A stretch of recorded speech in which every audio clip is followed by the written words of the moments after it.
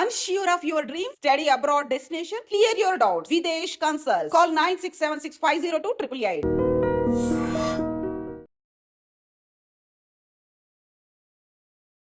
Super success కొట్టారు. Thanks అండి. ఎలా అనిపిస్తుంది? చాలా రోజుల నుంచి ఈ డే గురించి వెయిట్ చేస్తున్నా. థియేటర్లకి తండోపతండాలుగా వస్తున్నారు జనాలు. గ్రేట్. ఆ ఫేజ్లో ఉన్నప్పుడు నాన్నగారి నుంచి మీకు ఫోన్ వచ్చింది, వెళ్ళారు, హాఫ్ అన్ అవర్ మాట్లాడారు, అసలు ఏం మాట్లాడారు? మొత్తంగా చెప్పాలంటే జరిగిన ప్రతి విషయం నా కంట్రోల్లో నా వల్ల జరిగిన రెస్పాన్సిబిలిటీ నేను తీసుకోకపోతే ప్రౌడ్ ఆఫ్ శైలేష్. ఇది మన టీం డెలివర్ చేసినప్పుడు దాంట్లో ఇంకో కిక్ ఉంటుంది కదా. అంటే మీరు ఈ కాల్ వాంటెడ్గా తీసుకున్నారా? అంటే హిట్ 1కి హిట్ 2కి పోలిస్తే హిట్ 3 కాస్త డిఫరెంట్గా ఉండాలి అని చెప్పి కాల్ వాంటెడ్గా తీసుకున్నారు. ఎందుకంటే ఎక్కడో తెలియకుండా మనమే ఈ యూనివర్స్ ఇలానే ఉండాలి ఒక అటెన్షన్ ఫామ్ అవుతుంది. అది బ్రేక్ చేయాలని చాలా ఇలానే నేను నెక్స్ట్ చేయబోయే హిట్ 4లో కూడా హిట్ 1 హిట్ 2 హిట్ 3 లాగా ఉండదు. Hit 4 very emotional. బట్ అదే టైంలో అతను బిహేవియర్లో ఫన్ జనరేషన్ ఈ క్యాల్కులేషన్ అంటే మన గ్రూప్లో ఎప్పుడో ఒక షార్ట్ టెంపర్ ఉంటుంది తెలుసా. ఆడు చేసేవన్నీ ఫనీగా అనిపిస్తుంది, కానీ వాడు మాత్రం ఫుల్ కోపంగా ఉంటుంది. దాన్ని ఒక కేసు ఇన్వెస్టిగేషన్లో కలిపినప్పుడు వచ్చే fun and case investigation details రెండు కలిపి ఒక ఫస్ట్ హాఫ్ రీడ్ చేసుకుంది. That is what I wanted to. నేను నరేట్ చేయాలి అనుకున్న ఒక కథ అది. ఫస్ట్ ఒక సినిమా కథ రాయాలని మీరు డిసైడ్ అయిన తర్వాత why Nani? Budding film makers ఎవరిని అడిగినా ఒకటే ఆన్సర్ ఇస్తారు, మనం రాసేది ఏదైనా పుల్ ఆఫ్ చేయగలుగుతారు అన్న ఒక యాక్టర్నే కదా మనం ఇమాజిన్ చేసుకొని రాస్తాం.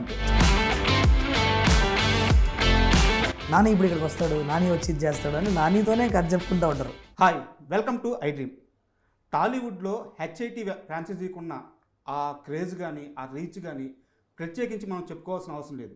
ఈ నేపథ్యంలోనే the HIT third case movie రీసెంట్గా రిలీజ్ అయ్యి సూపర్ సక్సెస్ కొట్టింది. ఇప్పుడు ఆ చిత్ర డైరెక్టర్ మనతో పాటు ఉన్నారు శైలేష్ కొలన్ గారు. ఆయన అడిగి మరిన్ని విశేషాలు తెలుసుకుందాం. శైలేష్ గారు నమస్తే అండి. ఆయన సార్, ముందుగా మీకు బెస్ట్ విషెస్, శుభాకాంక్షలు. సూపర్ సక్సెస్ కొట్టారు. థ్యాంక్స్ అన్న. అండ్ ఎలా అనిపిస్తుంది? చాలా హ్యాపీగా ఉందన్న. అంటే చాలా రోజుల నుంచి ఈ డే గురించి వెయిట్ చేస్తున్నా. సో ఫైనలీ ఇప్పుడు థియేటర్స్లో ఆడియన్స్ ఇలా సినిమాని ఎంజాయ్ చేస్తూ చూడడం అండ్ అసలు థియేటర్లకి తండోపతండాలుగా వస్తున్నారు జనాలు. Which is a great thing. చాలా చాలా హ్యాపీగా ఉంది. అండ్ నాకు చాలా ఇష్టమైన నాని సార్కి ఒక మంచి సినిమా డెలివర్ చేశానన్న సాటిస్ఫాక్షన్ అయితే సూపర్, వెరీ హ్యాపీ. అండ్ మనం సినిమా విశేషాల్లోకి వెళ్ళే ముందు ఒక ఫేజ్ గురించి మాట్లాడుకుందాం. సైంధవ్ మూవీ మీరు అనుకున్నంత రీచ్ కానప్పుడు ఒక మంచి అంటే ఒక బాధాకరమైన అదొక ఫేజ్ అనమాట మీది. ఆ ఫేజ్లో ఉన్నప్పుడు నాని గారి నుంచి మీకు ఫోన్ వచ్చింది, వెళ్ళారు, హాఫ్ అన్ అవర్ మాట్లాడారు, అసలు ఏం మాట్లాడారు? ఇది బయట ఇక్కడ దెమ్మ ఉంది కదా, ఇక్కడే కూర్చొని మాట్లాడాం. ఓకే, చాలా పర్సనల్ థింగ్స్లే కానీ బట్ ఒక క్లుప్తంగా చెప్పాలంటే ఆ మీటింగ్ అయిపోయిన తర్వాత నేను రియలైజ్ అయింది ఏంటంటే సైంధవ్ అనే ప్రాజెక్ట్లో జరిగిన ప్రతి తప్పు నా వల్ల జరిగిందని నేను నమ్ముతేనే దానికంటే బెటర్ సినిమా తీయగలుగుతాను అన్నది నేను రియలైజ్ అయ్యా రోజు. ఓకే, అక్కడ ఏమేమి మాట్లాడాం అన్నది it is a very personal thing, కానీ అన్ని డీటెయిల్స్ నేను చెప్పలేను మీకు. అంటే మిమ్మల్ని ఏం మోటివ్ చేశారని అంతే. ఒక బ్రదర్ యంగర్ బ్రదర్తో ఏం మాట్లాడతారో ఆ టైప్లో మాట్లాడారు ఆ రోజు, అంతే. That much I can tell you. Okay, but end of it నాకు అర్థమైంది ఏంటంటే నేను జరిగిన ప్రతి విషయం నా కంట్రోల్లో నా వల్ల జరిగింది అన్న రెస్పాన్సిబిలిటీ నేను తీసుకోకపోతే నేను ఎక్కడైతే ఉన్నానో దానికంటే బెటర్ సినిమా నేను డెలివర్ చేయలేను అన్న విషయం గ్రహించేలాగైతే చేశారు ఆ రోజు. So that's super sir. అంటే అక్కడి నుంచి ఈ సూపర్ సక్సెస్ కొట్టిన తర్వాత ఈ 2-3 డేస్లో మీకు వచ్చిన బెస్ట్ కాంప్లిమెంట్ ఏంటి? ఎవరి నుంచి వచ్చింది? ఎవరిది కాదు, నాకు only thing that matters to me is మొన్న ప్రెస్ మీట్ జరుగుతున్నప్పుడు నాని బ్రో పక్కన కూర్చొని మొత్తం అయిపోయిన తర్వాత ఒకసారి ఇట్లా చేయబెట్టి I'm proud of you and I'm proud of Shailesh అని చెప్పారు. సూపర్.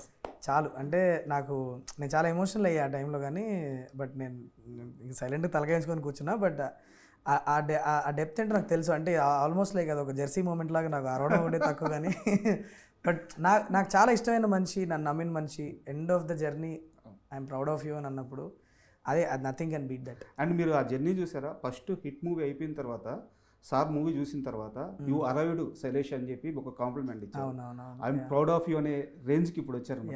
ఇది ఒక కంప్లీట్ జర్నీ లాగా అనిపిస్తుంది. అంటే Nani bro is like my elder brother. అంటే ఆయన ఆయన వ్యాలిడేషన్ నాకు చాలా ఇంపార్టెంట్. నేను ఏ సినిమా చేసినా ఆయన ఆయన ప్రౌడ్గా ఫీల్ అవ్వాలి అని అయితే చాలా చాలా ఆశగా ఉంటుంది లోపల. అండ్ నేను అసలు ఇండస్ట్రీలోకి వచ్చింది ఫస్ట్ టైం ఒక కథ పట్టుకొని వచ్చింది అవును, నాని సార్తో చేయాలని. వద్దాం దాని దగ్గరికి కూడా వద్దాం. యా, సో అక్కడి నుంచి ఇవాళ ఒక నిజంగానే ఒక సినిమా చేసి అండ్ ఆ సినిమా ఇంత పెద్ద సక్సెస్ అయ్యి ఆయన కెరియర్లో బిగ్గెస్ట్ ఓపెనింగ్ అంటున్నారు. So many things are happening. అవును, సో చాలా చాలా హ్యాపీగా ఉంది. అండ్ బిగ్గెస్ట్ ఓపెనింగ్ అన్నారు కాబట్టి ఒక క్వశ్చన్, ఫస్ట్ డే చాలా రోజుల తర్వాత థియేటర్కి వెళ్తే బయటికి వెళ్ళడానికి స్కోప్ లేదు, లోపలికి రావడానికి స్కోప్ లేదు, మొత్తం జామ్ థియేటర్స్ అన్ని. అండ్ అంటే ఇది ఎందుకు అడుగుతున్నానంటే మీరు ఒక మాట అన్నారు అనమాట, మాది 18+ మూవీ అండ్ కొంచెం ఈ మాసు కానీ లేకపోతే క్రైమ్ కానీ ఎక్కువ ఉంటుంది అని చెప్పేసి అన్నారు. బట్ మీకు తెలుసా ఫ్యామిలీస్ ఎగబడుతున్నాయి థియేటర్. మీరు గమ్మత్తైన విషయం యాక్చువల్గా రమ్మంటే జనాలు థియేటర్కి రారు, మీరు వద్దంటే వస్తున్నారు. అలా అని కాదు, అంటే నాకు తెలిసి ఏం చేసామంటే బిగినింగ్ నుంచి చాలా ప్యాకేజింగ్ చాలా స్మార్ట్గా చేసిన ప్రాజెక్ట్. అంటే ఇది ఎవరు చూస్తే ఎంజాయ్ చేస్తారో వాళ్ళు చూస్తే కరెక్ట్ ప్లేస్కి వెళ్ళి ల్యాండ్ అవుద్దని బిగినింగ్ నుంచి నమ్మాం. సో అది చాలా ఆనెస్ట్గా చెప్పాం ఫస్ట్ నుంచి. ఇది డెఫినెట్లీ చిన్నపిల్లలు చూడకూడదు, అదైతే మీరు సినిమా చూసి మీకు అర్థమైపోయింది. అందులో ఉన్న బ్లడ్, గోరు, ఫౌల్ లాంగ్వేజ్ అంతా తీసుకుంటే. బట్ ఎవరైతే సినిమాని ఒక ఆ లెవెల్ ఆఫ్ వైలెన్స్, ఆ level of detailing, gore detailing ఏదైతే ఉందో దాన్ని హ్యాండిల్ చేయగలిగే వాళ్ళు చూడండి అని చాలా ఆనెస్ట్గా చెప్పాం. లుక్స్ లైక్ అందరూ చూస్తున్నారంటే అందరూ లైక్ చేస్తున్నారనే కదా. మేము అంటే ఫీల్డ్లో ఉండి పబ్లిక్ టాకులు తీసుకొని ఆడియన్స్తో మాట్లాడాం కాబట్టి మా పర్సనల్ ఫీలింగ్ చెప్తున్నాం. అక్కడ ఫేస్ చేసింది లేడీస్కి నచ్చుతుంది. వాళ్ళు నాని గారిని ఇలా చూడాలని మేము అనుకుంటున్నాము. వాళ్ళు చెప్పేది ఏంటంటే ఇది కరెక్ట్ నాని అని చెప్పి అంటున్నారు అనమాట. చాలా వైల్డ్గా ఉన్నారు అందరూ. బట్ వెరీ హ్యాపీ అన్న. అంటే ఇన్ టైం ఒక థియేటర్స్ మళ్ళీ ఒక యూనో అంత కళకళలాడుతుంటే చాలా హ్యాపీగా ఉంది యాక్చువల్లీ. ఇది మన టీం డెలివర్ చేసినప్పుడు దాంట్లో ఇంకో కిక్ ఉంటుంది కదా. అవును, అది ఒక 2 days నుంచి అది ఎక్స్పీరియన్స్ చేస్తున్నాం. థియేటర్ విజిట్స్ అన్నీ చేస్తుంటే అసలు ఇంపాసిబుల్. అసలు నిన్న ఈవినింగ్ షోస్, నిన్న నైట్ షోస్ అయితే అసలు కంప్లీట్ ఫస్ట్ డే ఎంత ప్యాక్డ్ ఉంది, ఫస్ట్ డే ఎంత అయితే హంగామా ఉందో అంత ఉంది. నిన్న even on week day Friday రోజు ఈవినింగ్ కూడా ఆ లెవెల్లో ఆక్యుపెన్సీ ఉందంటే మంచి ప్రోడక్ట్ ల్యాండ్ చేసామని అయితే ఒక సాటిస్ఫాక్షన్ అయితే ఉంది. అండ్ నేను ఇంకా సినిమా రిలీజ్ అవుతుంది అనగా 24 hours ముందు నాని గారితో మాట్లాడాను. ప్రెస్ మీట్లో వస్తే ఇంటర్వ్యూ ప్రెస్ మీట్లో మాట్లాడాను నాని గారితో. నాని గారిని అడిగినప్పుడు సార్ అంటే పర్సనల్గా నేను బిగ్ ఫ్యాన్ హిట్ ఫ్రాంచైజీకి, ఆ క్రైమ్ ఇన్వెస్టిగేషన్కి కానీ, ఆ డీటెయిలింగ్ కానీ, ఆ ఇంటెన్స్ సీన్స్కి కానీ నేను పెద్ద ఫ్యాన్ని. సో నేనైతే ఆ మైండ్ సెట్తోనే ఉన్నాను. నేను నాని గారిని ఏం అడిగానంటే సార్ ఇట్లాంటి ఒక మూవీస్ తీసేటప్పుడు ఏమవుతుందంటే సీన్స్కి కానీ, కథ నెరేషన్కి కానీ కొంత స్క్రీన్ స్పేస్ వెళ్ళిపోద్ది హీరో క్యారెక్టరేషన్ కంటే కూడా. సార్ మీరేమో అంటే ఫస్ట్ ఇద్దరు హీరోలతో పోల్చుకుంటే మీరు పెద్ద స్టార్ కాబట్టి మీకు కొన్ని ఎలిమెంట్స్ మిస్ అయ్యే ఛాన్స్ ఉంటుంది. ఆ డీటెయిలింగ్ కోసం కొంచెం స్క్రీన్ స్పేస్ అయితే పోద్ది, మీకు అది ఓకేనా అని చెప్పేసి అడిగాను అనమాట. ఏం లేదు రాజా, పెట్టాల్సిన అన్నీ పెట్టాము, ఏం మిస్ అవ్వలేదు. బట్ నీకు ఇంకో మాట చెప్తున్నాను, ఇది హిట్ 1 హిట్ 2 లా కాదు, ఇది వేరే సపరేట్ అన్నారు. సార్ నిజంగా భయపడ్డా, ఎందుకంటే హిట్ సిరీస్లో సినిమా చూసేదే హిట్ లాగా ఉంటుందని. బట్ సీరియస్గా ఆ 24 hours నేను కూడా ఒక ఫ్యాన్గా భయపడ్డా. బట్ సినిమా చూసిన తర్వాత మాత్రం very satisfied.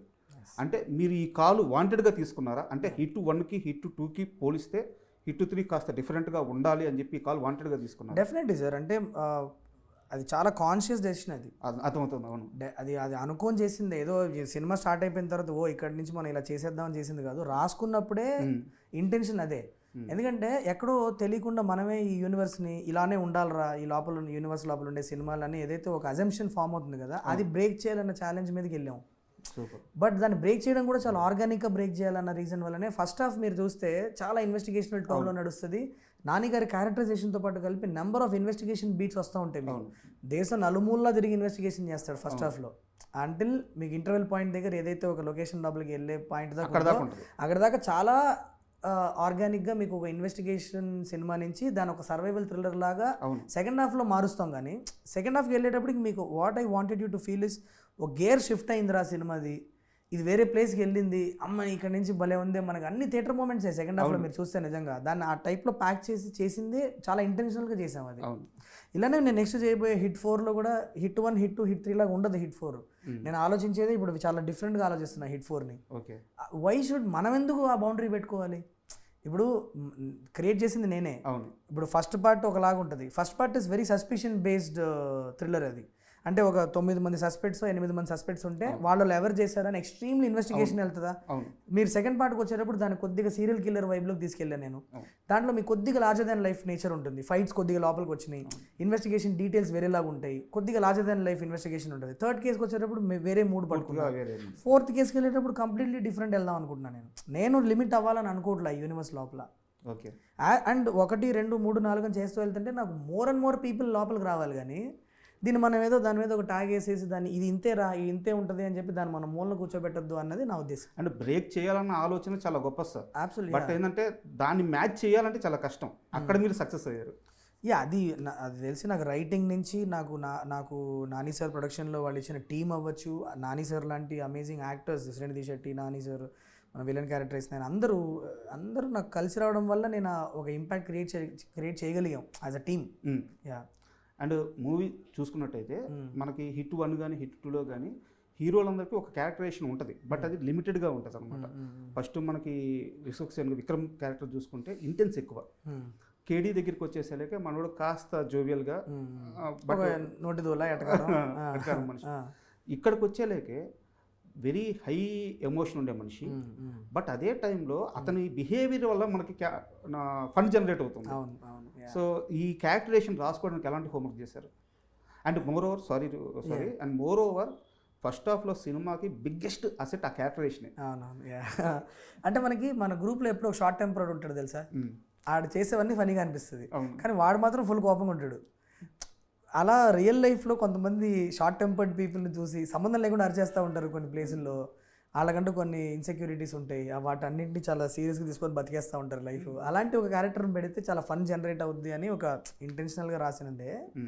So that was a homework with did. అంటే ఒక 45-year-old గై, ఆడికి ఇంకా పెళ్ళి అవ్వలేదు, ఆడి లైఫ్లో ఇంకా ఏది హ్యాపెనింగ్ లేదు. ఆ ఫ్రస్ట్రేషన్లో ఉన్నోడు మెల్లిగా బీపీ వచ్చేసింది, ట్యాబ్లెట్లు వేసుకోవాల్సిన పరిస్థితి, ఇవన్నీ జరుగుతున్నాడు. లైఫ్లో ఉండే ఫ్రస్ట్రేషన్స్, వాడికి ఉండే ఇన్సెక్యూరిటీస్ ఏముంటాయి, దాన్ని ఒక కేసు ఇన్వెస్టిగేషన్లో కలిపినప్పుడు వచ్చే fun and case investigation details రెండు కలిపి ఒక ఫస్ట్ హాఫ్ వీవ్ చేసుకున్నాం. చాలా సూపర్.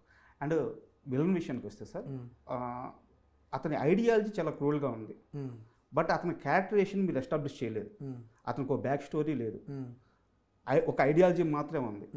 ఐడియాలజీ అంత క్రూరంగా ఉన్నప్పుడు మనం ఎందుకు బ్యాక్ స్టోరీ ఎస్టాబ్లిష్ చేయాలని చెప్పి వాంటెడ్గా ఆ డిసిషన్ తీసుకొని ఇలా డ్రైవ్ చేశారా, లేదంటే అసలు బ్యాక్ స్టోరీ పెట్టకూడదు, ఎందుకు పెట్టాల్సిన అవసరం ఉందనుకో? లేదు, నేను యాక్చువల్లీ బ్యాక్ స్టోరీ నేను చాలా ఇంటెన్షనల్గానే పెట్టలే ఈ సినిమాలో. ఎందుకంటే మనం చెప్పేదే 150 మంది 160 మంది సీరియల్ కిల్లర్లు కలిసి ఏదో చేస్తున్నారని చెప్తున్నాం. ఇప్పుడు ఎవరు బ్యాక్ స్టోరీ చెప్తారు? ప్రతి ఒక్కడికి ఒక రీజన్ ఉంటుంది అక్కడ.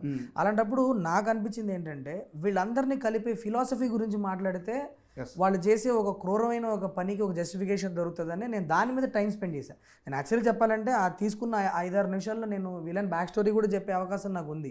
కానీ ఎందుకు నేను ఆయన బ్యాక్ స్టోరీ చెప్పలేదంటే అక్కడ ఉన్న వాళ్ళందరికీ ఉన్న ఒక కామన్ ఫిలాసఫీ ఏంటి, ఆ ఫిలాసఫీ గురించి మాట్లాడదాం అని చెప్పి. అందుకే ఆ విలన్ క్యారెక్టర్ చెప్తాడు, నీకు వేరే రీజన్, నాకు వేరే రీజన్, మనందరికి వేరే వేరే రీజన్, కానీ మనందరినీ కలిపేది ఏంటి అని అన్నప్పుడు అసలు ఈ గ్రూప్ ఫిలాసఫీ ఏంటో మీకు అర్థం అవుద్ది. Towards end of the film మనం వాళ్ళ మోటివేషన్ ఏంటో కూడా మనం చెప్పాం. అవును, that is what I wanted to, నేను నరేట్ చేయాలి అనుకున్న ఒక కథ అది. సో నాకు ఈ సినిమాలో నాకు విలన్ బ్యాక్ స్టోరీ చెప్పడం వల్ల కథ మారదనిపించింది. మనం చేయబోయే ప్రొసీడింగ్స్ ఏవైతే ఉన్నాయో అవి మారవనిపించింది. మరి అలాంటప్పుడు నేను ఎందుకు కట్ చేసి మళ్ళీ వెనక్కి తీసుకెళ్ళి మీకు బ్యాక్ స్టోరీ చెప్పాలి? ఫ్లోకి డిస్టర్బెన్స్ కూడా అవ్వచ్చు, డిస్టర్బెన్స్ కూడా అయ్యే ఛాన్సెస్ ఉన్నాయి. ఇప్పుడు మీరు అడుగుతున్నారు, బట్ చేసి నేను ఒక 5 నిమిషాలు పెడితే నా ఎమోషన్ ఇక్కడ ఉంది కదా, అక్కడికి ఎందుకు తీసుకెళ్తున్నావు అని అడిగే వాళ్ళు కూడా ఉంటారు. నాకు జెన్యున్గా యాజ్ అ రైటర్ నాకు అది అవసరం లేదు అనిపించింది కాబట్టి నేను దాని లోపలికి వెళ్ళాను. నేను ఎందుకు అడిగానంటే ఈ సోకాల్ రివ్యూస్ ఎవరైతే ఉన్నారో వాళ్ళు 2-3 దీన్ని కోట్ చేశారు. సో మేకర్స్ నుంచి నేను ఆ డిసిషన్ ఆడియన్స్కి ఇవ్వాలని చెప్పి అడిగాను క్వశ్చన్. రివ్యూస్ని అసలు పట్టించుకోవడమే మానేశాను నేను యాక్చువల్లీ. అండ్ మీ దృష్టిలో రివ్యూస్ పైన మీ అభిప్రాయం ఏంటి? ఏం పెద్ద అభిప్రాయం లేదు నాకు actually, to be very honest. అంటే ఒకప్పుడు చాలా సీరియస్గా సినిమా రిలీజ్ అయిన తర్వాత వెళ్ళి ఓపెన్ చేసి రివ్యూలు అవి చూసేవాళ్ళం, కానీ ఇప్పుడు ఎక్కడ మ్యాక్సిమం థియేటర్లో ఆడే సినిమాలు అన్నిటికీ బ్యాడ్ రివ్యూలు ఇస్తున్నారు. వాళ్ళు ఇచ్చే రివ్యూలకి, మంచి రివ్యూలు ఇచ్చే సినిమాలకి ఏమో ఆడియన్స్ కనిపించట్లేదు. సో ఏంటి అంటే ఎక్కడున్నాం అన్నది క్లారిటీ లేనప్పుడు ఇంక నాకు దానికి పెద్ద ఇంపార్టెన్స్ ఇవ్వాలని అనిపించలే. అండ్ ఆల్సో అది ఒక రేస్ అయిపోయింది ఇప్పుడు. ఉమ్, ఇప్పుడు ఏమైందంటే, ఇప్పుడు నేను సినిమా తీసా, సంవత్సరం పాటు కష్టపడి ఒక సినిమా తీసా. సరే. నువ్వు పొద్దున్న 8:30 షో చూస్తున్నావు, ఓకేనా, 11 వరకు షో అవుద్ది. నువ్వు దాబా ఊరుక్కుంటే ఇంటికి వెళ్తున్నావు, బైక్ కారు వేసుకొని ఫాస్ట్గా వెళ్ళిపోయి గబగబా కెమెరాలు సెటప్ చేసుకొని నా సినిమా గురించి ఒక గంట సేపు కూడా ఆలోచించకుండా రివ్యూ ఇచ్చేస్తున్నావు. ఎందుకు? ఫాస్ట్గా ఇవ్వాలి. ఇంకోటి ఇచ్చేస్తే వాడికి వ్యూస్ ఎక్కువ వెళ్ళిపోతాయి, లైక్స్ ఎక్కువ వెళ్ళిపోతాయి అని చెప్పేసి దబ ఆ రేస్లో ఉన్నారు. ఇంకా రేస్లో ఉన్నప్పుడు క్వాలిటీ ఎలా వస్తుంది? నేను 4 రోజుల్లో సినిమా తీస్తే ఎలా ఉంటుందో నువ్వు గంటలో రివ్యూ ఇస్తే అలానే ఉంటుంది. So it is gone to that point now where there is no. ఒకప్పుడు వచ్చేవి రివ్యూస్, చాలా మంచి రివ్యూస్, అంటే నిజంగా ఒక విశ్లేషకులు నా సినిమా గురించి ఏం మాట్లాడుతున్నారా అని వినే ఇంట్రెస్ట్ ఉండేది మాకు. ఇప్పుడు ఇట్స్ బికమ్ అ రేస్. అంటే ఒకరిని గట్టిగా తప్పుగా మాట్లాడి తిడితే వ్యూస్ వస్తాయి అని తెలుసుకొని ఒక అన్ఈవెన్ లాంగ్వేజ్ వాడడం, అన్వాంటెడ్గా పీపుల్ని హర్ట్ చేసే భాష వాడడం, ఇవన్నీ చేస్తున్నారు. అది it's become some very unwanted thing అయిపోవడం వల్ల పెద్దగా చాలామంది film makers also we're disconnecting from all that. మేము చూడట్లేదు అసలు. అండ్ ఈ హిట్ మూవీ సక్సెస్ ఇవన్నీ కాస్త పక్కన పెడితే అసలు మంచు లక్ష్మి గారితో ఎలా పరిచయం సార్ మీకు?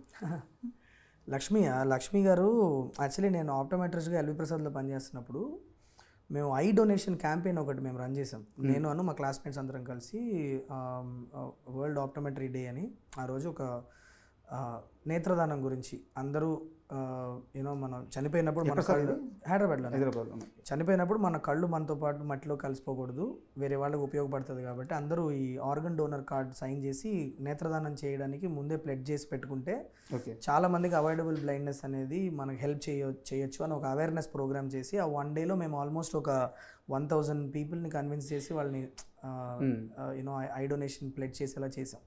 సో ఆ స్పెసిఫిక్ ప్రోగ్రామ్కి అంబాసిడర్గా మేము లక్ష్మి గారిని ఇన్వైట్ చేసాం అనమాట. అప్పుడు వాళ్ళు కొడతారో ఉలికి పడతారో షూటింగ్లో ఉన్నప్పుడు నేను వెళ్ళి ఇన్వైట్ చేశాను. సో అప్పుడు that is the first time we met. అక్కడి నుంచి నాకు వాళ్ళ ఫ్యామిలీలో ఎప్పుడన్నా ఐ రిలేటెడ్ ప్రాబ్లమ్స్ ఉన్నా, ఎవరికైనా ఏమన్నా కంటికి సంబంధించిన ప్రాబ్లమ్స్ ఉన్నా నాకే ఫోన్ చేసేవాళ్ళు. So we use to be in touch like that. నేను సిడ్నీ షిఫ్ట్ అయ్యాక కూడా ఇక్కడ ఎల్వి ప్రసాద్లో ఎవరికి ఏమన్నా కావాలన్నా నేనే ఆర్గనైజ్ చేయడం అలా పరిచయం నాకు లక్ష్మి గారు. ఆ పరిచయం నాని గారి దగ్గరికి ఎలా డ్రైవ్ చేసింది? ఒకరోజు అయితే ఎప్పుడో నేను ఇండియా బయలుదేరి వస్తుంటే, ఏంటి ఇండియా ఎందుకు వస్తున్నావు అని అడిగారు సరదా. మామూలుగా మాట్లాడుతా ఇట్లా నేను కథ చెప్పడానికి వస్తున్నాను అని అంటే, ఎలా అపాయింట్మెంట్ ఉందా ఏంటి? ఏ అపాయింట్మెంట్ ఏం లేదు, నేను ఆఫీస్ బయటకు వెళ్ళి కూర్చుంటాను, పిలిస్తే వెళ్ళి చెప్దాం అనుకుంటున్నాను. ఆఫీస్కి వచ్చి ఇక్కడికి వచ్చి నించుందాంలే, చెప్దాము ఇట్లా సిడ్నీ నుంచి ఫ్లైట్ పట్టుకొని వచ్చారు అని చెప్దాము, ఎవరో ఒకళ్ళు వింటారు కదా అన్న ఒక ఉద్దేశంతో ఉంటే, then she help me meet up, I will make a phone call అని చెప్పి టక్కున ఫోన్ చేస్తే then I got in touch with దాని. అండ్ ఇప్పుడు మీ విషయంలో లక్ష్మి గారు ఎలా ఫీల్ అవుతున్నారు? I keep talking to her. She's very proud of me. Like I feel all I have is gratitude for her, because ఆ టైంలో ఆ ఒక్క చిన్న ఫోన్ కాలే it makes a huge difference కదా. ఖచ్చితంగా. యా అండ్ మీరు సిడ్నీలో ఉన్నప్పుడు ఒక 2 షార్ట్ ఫిల్మ్స్ చేశారు. అండ్ ఇక్కడ మీరు ఇంటర్లో ఉన్నప్పుడు అనుకుంటా ఒక షార్ట్ ఫిల్మ్ కూడా చేశారు. సో ఇవన్నీ బాగానే రీసెర్చ్ చేశారన్న మీరు. ఇవన్నీ ఓకే. ఫస్ట్ ఒక సినిమా కథ రాయాలని మీరు డిసైడ్ అయిన తర్వాత వై నానినే ఎందుకు? అంటే నాకు తెలిసి ఇది బడ్డింగ్ ఫిల్మ్ మేకర్స్ ఎవరిని అడిగినా ఒకటే ఆన్సర్ ఇస్తారు, మనం రాసేది ఏదైనా పుల్ ఆఫ్ చేయగలుగుతారు అన్న ఒక యాక్టర్నే కదా మనం ఇమాజిన్ చేసుకొని రాస్తాం. అంతే. అలాంటి కోవకు చెందిన ఒక యాక్టర్ నాని. సో ఖచ్చితంగా చాలామంది యంగ్ ఫిల్మ్ మేకర్స్ వాళ్ళు ఫస్ట్ టైం కథ రాసుకున్నప్పుడు సంహౌ నాని గారిని ఇమాజిన్ చేసుకొని రాస్తారు. నాకు చాలామంది నా సర్కిల్లో కూడా చాలామంది budding film makers, budding writers ఉంటారు కదా, వాళ్ళు చెప్పడమే నాని ఇప్పుడు ఇక్కడికి వస్తాడు, నాని వచ్చి ఇది చేస్తాడు అని నానితోనే కథ చెప్పుకుంటూ ఉంటారు. It's because he uses that kind of energy. Okay. And మామూలుగా ఎక్కడైనా సరే ఫిలిం అంతా నేర్చుకొని, ఫిలిం మేకింగ్ అంతా నేర్చుకొని ఆ వర్క్ కోసం ప్రసాద్ ల్యాబ్కి వెళ్తారు. మీకు ప్రసాద్ ల్యాబ్ వర్క్ నేర్పించి ఇండస్ట్రీకి పంపించింది. మా డాడీ ప్రసాద్ ల్యాబ్లో పనిచేసేవాళ్ళు. నేను 8th 9th టైంలో ఉన్నప్పుడు డాడీ ప్రసాద్ ల్యాబ్లో అవుట్డోర్ యూనిట్ మేనేజర్ అనమాట. సో స్కూల్ ఏమో శ్రీనగర్ కాలనీలో ఉండేది. సో నేను ఇక్కడికి వచ్చి డాడీ దగ్గర వెయిట్ చేసేవాడిని. తర్వాత చేతక్లో తీసుకెళ్ళేవాళ్ళు నన్ను ఇంటికి. సో నేను స్కూల్ అయిపోయేది నాకు 3:20 or 3:30 స్కూల్ అయిపోయేది. డాడీ ఆఫీస్ ఏమో 6 o'clock అయ్యేది. సో నేను ఇక్కడికి వచ్చి కూర్చునేవాడిని. అరౌండ్ ఒక 2 hours ఉండేది మధ్యలో. ఆ 2 hours నేను అక్కడ లాన్లో, ప్రసాద్ ల్యాబ్లో లాన్లో కూర్చునేవాడిని. లేదంటే ఎక్కడన్నా ఎడిట్ స్వీట్లోగో, లేకపోతే డబ్బింగ్ స్వీట్లోగో, లేకపోతే కలర్ కరెక్షన్ జరిగేటప్పుడు వెళ్ళడం, అట్లా వెళ్ళిపోయి అక్కడ టెక్నీషియన్స్ దగ్గర కూర్చునేవాడిని స్మాల్గా డబ్బింగ్ స్వీట్లోకి. సో చాలా రా ఫుటేజ్ చూసే ఆపర్చునిటీ అనమాట అది నాకు. సో అక్కడే నాకు చాలా లెర్నింగ్ జరిగింది. బట్ అప్పుడు నేను ఫిల్మ్ మేకర్ అవుతాను, అవన్నీ నేను ఇక్కడ వాడతాను అన్న విషయం నాకు తెలియదు. కానీ బేసిక్స్ అక్కడ నేర్చుకున్నాను నేను. అసలు ఫిల్మ్ మేకింగ్ అంటే ఏంటి, అసలు ఎలా చేస్తారు, ప్రాసెస్ ఏంటి అన్నది I learn it in Prasad lab. Yeah, చాలా అన్ఎక్స్పెక్టెడ్గా నేర్చుకుని అది ఇప్పుడు ఎలా పనికొస్తుంది. అండ్ మీకు ఇంటర్వ్యూ స్టార్టింగ్లోనే చెప్పాను మీ వర్క్కి నేను చాలా పెద్ద ఫ్యాన్ అని చెప్పేసి. థ్యాంక్స్. సో ఒక ఫ్యాన్గా నేను కొంచెం అదర్ సైడ్ క్వశ్చన్ కూడా అడుగుతాను. అంటే మిమ్మల్ని ఇబ్బంది పెట్టాలని కాదు. అయ్యో, నేను పండగ సీజన్లో సైంధవ్ మూవీకి వెళ్ళాను. Okay. Story wise I'm very satisfied. Okay. Okay. And making wise కూడా నెక్స్ట్ లెవెల్ మేకింగ్ అది. ఓకే. అంటే మీ హిట్ సిరీస్తో పోల్చుకుంటే కూడా మేకింగ్ వెరీ గుడ్. ఒక చిన్న డిసిషన్ నన్ను చాలా బాగా నిరాశకు గురి చేసింది. ఎవరి కోసం అయితే మూవీ అంతా డ్రైవ్ అవుతుందో, షో అంతా డ్రైవ్ అవుతుందో ఆ పాప చనిపోద్ది. తెలుగు సినిమాలో వెంకటేష్ గారు లాంటి ఒక కమర్షియల్ హీరోని పెట్టుకొని ఏ పర్పస్ కోసం అయితే ఫైట్ చేస్తారో ఆ పర్పస్కి జస్టిఫికేషన్ లేకపోతే సినిమాకి మైనస్ అవ్వద్ది అనే ఆ థాట్ ఎందుకు రాలేదు? అంటే నేను కరెక్ట్ అని అనట్లేదు, ఆ విధమైన ఆలోచన ఏమైనా చేశారా అప్పుడు? లేదు, చాలా పెద్ద డిస్కషనే జరిగింది దీని మీద. బట్ నేను చాలా అడమెంట్గా ఉన్నా ఆ టైంలో. ఏంటంటే నాకు హీరో అనేవాడు నా థాట్ చెప్తున్నా, అది ఆబ్వియస్లీ అది ల్యాండ్ అవ్వలేదు కాబట్టి సినిమా వర్క్ అవ్వలేదు అని అనుకుంటే సారీ నేను ఇవన్నీ ఎత్తినందుకు పర్ల దాంట్లో ఉంది, నా సినిమానే కదా అది. సో నా స్ట్రాంగ్ ఆర్గ్యుమెంట్ ఏముండిందంటే that's what makes him a bigger hero. అంటే తన సొంత పాపని కాపాడుకోలేకపోయినా కూడా అదే ప్రాబ్లం ఉన్న ఊర్లో ఉన్న ప్రతి బిడ్డని కాపాడగలిగిన ఒక హీరో అయితే ఒక సాక్రిఫైస్ చేసి కూడా to stand out as a hero would be a great heroic moment అని అనుకున్నాను నేను. బట్ అది ఎక్కడో నాకు తెలిసి lot of people appreciated me also for that. కొంతమందికి నచ్చలేదు, కొంతమందికి నచ్చింది కూడా ఆ concept. Somewhere majority of the పీపుల్కి నచ్చలేదు, ల్యాండ్ అవ్వలేదు, వెళ్ళేది. అది ప్రతి రైటర్కి ప్రతి డైరెక్టర్కి ఒక్కొక్కసారి మిస్ఫైర్ అవుతుంది. అదే ఒక థాట్ స్ట్రాంగ్గా నమ్మి డెఫినెట్లీ నేను చాలామంది నాకు చెప్పే ఒక విషయం ఏంటంటే నేను తప్పు చేసినా రైట్ చేసినా చాలా కాన్ఫిడెంట్గా చేస్తా. అది నా స్ట్రెంగ్త్ అని చెప్తారు. చాలా నేను జంకను. నాకు కరెక్ట్ అనిపిస్తే నాకు ఆ పాయింట్ ఆఫ్ టైంలో నాకు ఆ కథ కరెక్ట్ అని అనిపించింది. ఇవాళ కూడా ఐ స్టాండ్ బై దట్. నాకు ఆ పాయింట్ ఆఫ్ టైంలో ఆ కథకు అదే కరెక్ట్ అనిపించింది. ఓకే, అందుకే చేశా, కాన్ఫిడెంట్గా చేశా. ఆ తప్పైంది, అందుకే కాన్ఫిడెంట్గా రెస్పాన్సిబిలిటీ కూడా నేనే తీసుకున్నాను. ఇట్ ఈస్ నో బడీస్, అందులో ఎవరి ప్రమేయం లేదు. సైంధవ్ అనే సినిమాలో జరిగిన ప్రతి విషయం శైలేష్ అన్న ఒక వ్యక్తి డెసిషన్ తీసుకుంటేనే జరిగింది. కాబట్టి it is my baby, it is my responsibility. అది నేను చాలా క్లియర్గా ఉన్న విషయంలో. యా. అండ్ సైంధవ్ తరువాత అంటే అప్పట్లో అయితే మాకు న్యూస్ వచ్చింది, ఈవెన్ నేను కూడా రాసినట్టు నాకు గుర్తు, నాగార్జున గారితో ఒక మూవీ అవ్వాలి సైంధవ్ తర్వాత, ఆ తర్వాత హిట్ 3 అని చెప్పేసి ఒక టాక్. లేదండి, అసలు నాగార్జున గారిని అసలు యాక్చువల్లీ నేను కలవాలా. వేరే హీరోతో ఎవరన్నా ప్రాజెక్ట్ ఉండిందా సైంధవ్ తర్వాత? ఒక ప్రాజెక్ట్ అసలు actually I was just writing. నేను ఓన్లీ రైటింగ్ స్పీడ్. ఒక ఇంటర్వ్యూలో మీరు కూడా చెప్పారు ఏమని, సైంధవ్ అప్పుడు సైంధవ్ రిలీజ్ అవ్వలేదు, ఓకే, సైంధవ్ వర్క్లో ఉన్నారు, ఒక ఇంటర్వ్యూకి వచ్చారు, సైంధవ్ తర్వాత వేరే ప్రాజెక్ట్ ఉంది, దాని తర్వాత హిట్ 3కి వెళ్తానని. నో, సైంధవ్ తర్వాత హిట్ 3 ఇప్పుడు అప్పుడే అవుతుందని నేను అసలు ఎప్పుడు ఎక్స్పెక్ట్ చేయలేదు. నాన్నగారు కూడా చెప్పారు, చాలా అన్ఎక్స్పెక్టెడ్గా మాకు స్టార్ట్ అయిన ప్రాజెక్ట్ హిట్ 3 అనేది. Somehow the stars align for మీ. అన్నీ కలిసి వచ్చి నాకు కరెక్ట్ టైంకి నాని సార్ ఫిల్మోగ్రఫీలో ఒక 7-8 మంత్ గ్యాప్ దొరకడం, అదే టైంకి నా దగ్గర కథ రెడీగా ఉండడం, and there is a production that is readily available to do the film and all that. కాబట్టి నాకు కలిసి suddenly everything align for me and I got into hit 3. Hit 3 was never suppose to happen immediately. But నాకు వేరే ఒక 2-3 projects అనుకున్నా సైంధవ్ తర్వాత. But because how Saindhav ఎక్కడైతే land అయిందో దాని తర్వాత నేను కూడా ఒకసారి మొత్తం రియలైజ్ చేసుకుందాం. ఓకే, ఇప్పుడు how do I approach my career అన్న క్లారిటీ అప్పుడు నాకు కూడా లేదు. సో నేను ఒక 3-4 మంత్స్ అందరినీ అసలు వదిలేయమని చెప్పాను. నేను సైలెంట్గా ఒక ఆఫీస్ వేసుకొని నా పాటికి నేను రాసుకుంటూ కూర్చున్నా. And I was bringing back discipline in to my life. I was trying to ఆ లో ఫేస్ నుంచి మళ్ళీ స్టార్ట్ పర్ఫార్మింగ్ ఫేస్కి వెళ్ళాలంటే కొన్ని జరగాలి. ఆ ఎనర్జీ పొందే ప్రాసెస్లోకి వెళ్ళిపోయాను నేను అప్పుడు. దాని మధ్యలో నాకు హిట్ 3 అన్న ఆపర్చునిటీ దొరకడంతో టక్మని ఇంకొక ఎనర్జీతో వెళ్ళి చేశాను. అండ్ వేరే విషయానికి వస్తే రమ్యకృష్ణ గారు అంటే మామూలుగా చాలా మంది హ్యూజ్ ఫ్యాన్స్ ఉంటారు అన్నమాట. జస్ట్ ఆమెను ఒకసారి చూస్తే చాలు అని చెప్పేసి మీరు ఏకంగా వెళ్ళి కిస్ చేసేసారంట. సార్ నేను చిన్న పిల్లోడు సార్ అప్పుడు. మీరు అంత బ్లంట్గా క్వశ్చన్ అడిగితే చాలా దరిద్రంగా ఉంటుంది. No, but it was when I was in that was 3rd standard అనుకుంటా, 2nd స్టాండర్డ్ 3rd స్టాండర్డ్లో ఉన్నాను అప్పుడు. అమ్మోర్ సినిమా రిలీజ్ అయినప్పుడు కోట రామకృష్ణ గారు దగ్గర మా డాడీ పనిచేసేవాళ్ళు. సో అప్పుడు ప్రివ్యూ షోస్ జరుగుతున్నప్పుడు అలా ఒక చాలా క్యూట్ మూమెంట్ అది. అప్పుడే మేడంని ఫస్ట్ టైం చూశాను, ఇంతే ఉన్నా నేను అప్పుడు. ఆవిడ మోకాల దాకా ఉన్నా, వెళ్ళి చున్నీ మెల్లిగిలేలో పట్టుకుంటే ఇట్లా కిందకి వచ్చి హాయ్ అని చెప్తే నాకు చాలా నచ్చింది అని చెప్పేసి I pecked her on cheek and I ran back to my dad.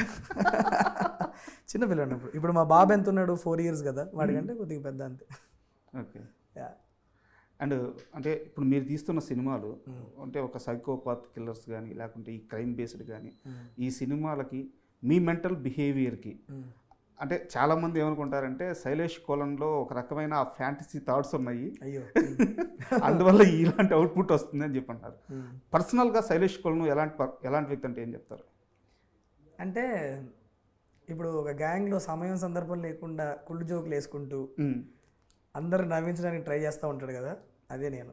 Okay. మా బ్యాచ్లో అడిగితే చెప్తారు చాలామంది. అంటే నాకు ఇక్కడ ఆబ్వియస్లీ ఇండస్ట్రీలో నేను ఎక్కువ మందిని కలవను, కానీ నాది మొత్తం ఆప్టోమెట్రీ సర్కిల్లో నా మొత్తం బ్యాచ్ అంతా అందరు డాక్టర్స్ ఆప్టోమెట్రీ బ్యాచ్లోనే ఎక్కువ తిరుగుతూ ఉంటాను నేను. సో నా బ్యాచ్లో ఒక మోస్ట్ నోటోరియస్లీ ఫనీ గై. బట్ మాకేమో ఇలాంటి సినిమాలు చూపిస్తున్నారు. సినిమాలు అలాంటివి వస్తున్నాయి బికాజ్ నేను చూస్ చేసుకున్న యూనివర్స్ అలాంటిది, కానీ but I'm not like that. Actually చాలా జోవియల్గా చాలా గూఫీగా తిరుగుతుండే మనిషిని నేను. యాక్చువల్లీ నన్ను ఎవరు సీరియస్ తీసుకోరు రియల్ లైఫ్లో. నా ఫ్రెండ్స్ అయితే చెప్తారు.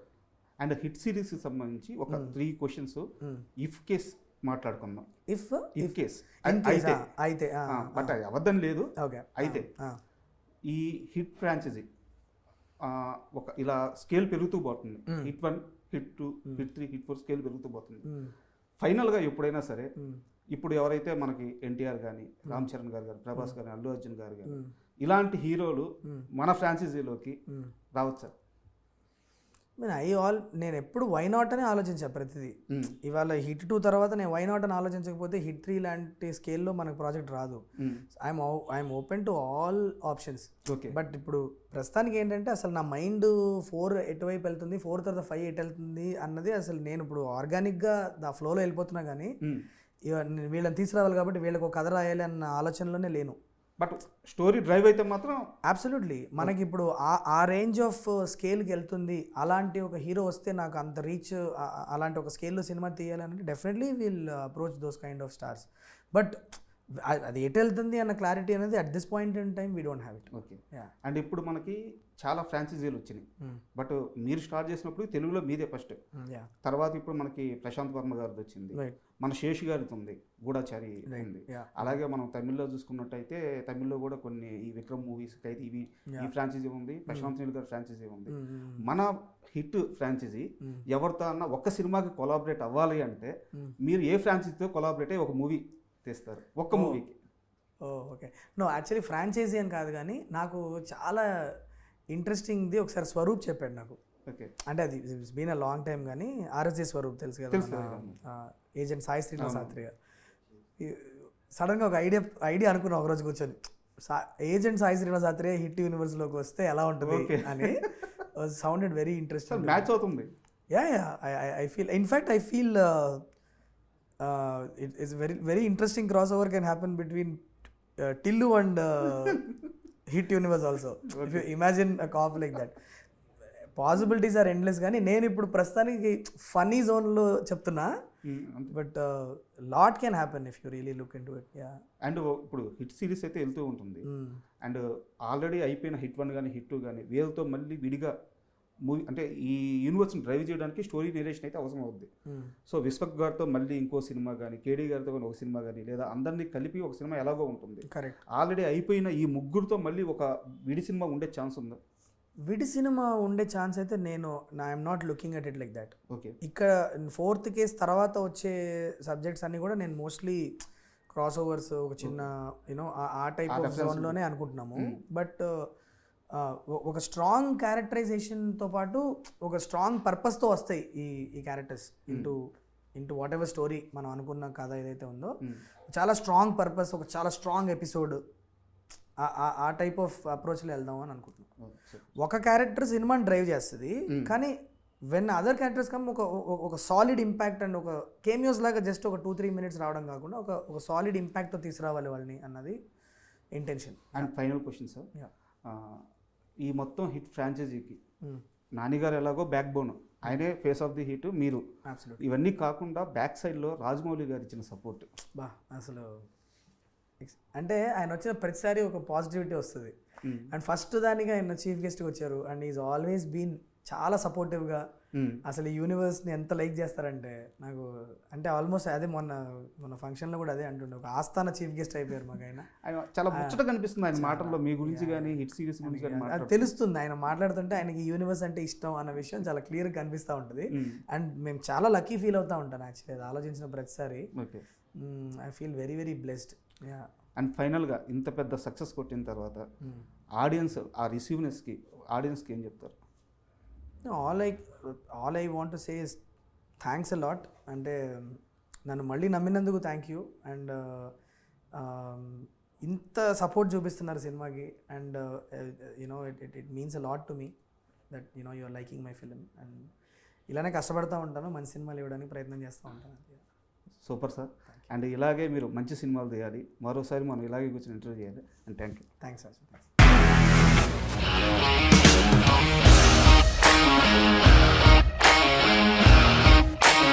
ఇండస్ట్రీలో కమిట్మెంట్ ఇష్యూస్ వస్తే నీకు కూడా వచ్చినట్టు? మార్నింగ్ తీసుకెళ్ళానంటే కొట్టి పడేస్తారు.